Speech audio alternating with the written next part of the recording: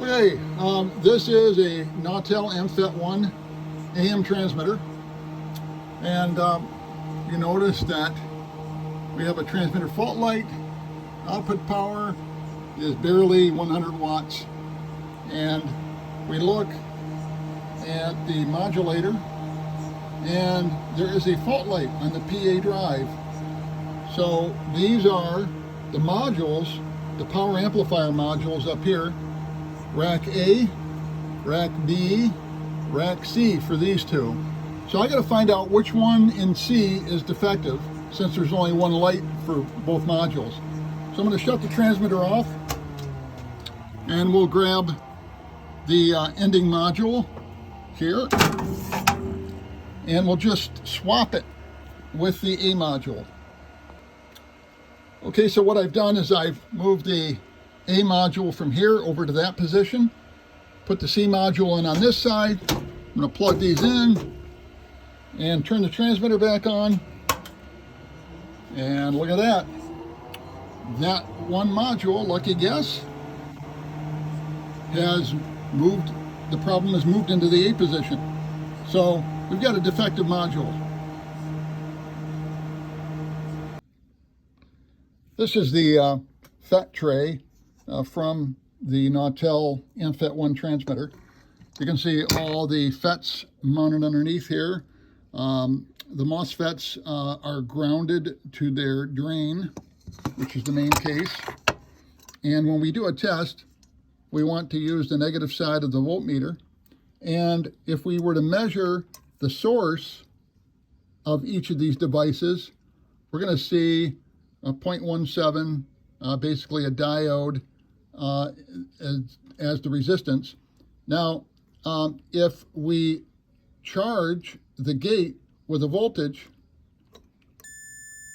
you'll see that the switch turned on the FET, and we're almost at 0 ohms. It's a switch, so it's switched itself closed. And if we open it back up by just grounding our finger between the gate and the source, and we are to test it again, we see that the switch has opened. So that FET right here is good. Okay, this is the sign of a defective FET. So we notice that if we immediately do a quick check on the source side of the FET, there's a short, okay, which would mean a switch has been thrown. If I go ahead and try to undo that by unlatching it, it's still shorted. So this is a shorted FET. So that FET is defective. And now here's the sign of a defective FET. We notice that we look at the diode action. That looks normal on that side, but when we go to charge the FET up, we put the voltage onto the gate. We should see a switch. It should go to low resistance. Does not switch. So that FET is not working right.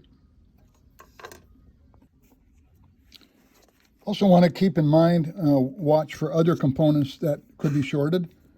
This particular diode right here shows a short, complete short, no diode action in any direction. Oops.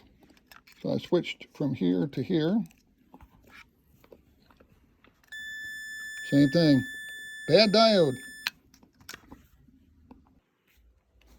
And this rectifier was defective. It's a Schottky diode, 100 volt at 5 amp. And I didn't have one of those. I just ordered some, but in the meantime, I've got 8 1N4007s in parallel, and that'll give us about 4 amps. So hopefully that'll be enough to run this circuit. Okay, now we've placed this module back in the transmitter, and the moment of truth. Bring it up.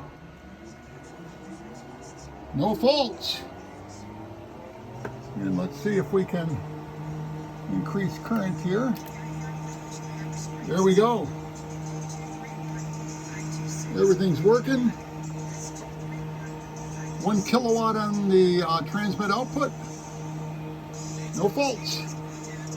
So our little fix worked. And now for station identification.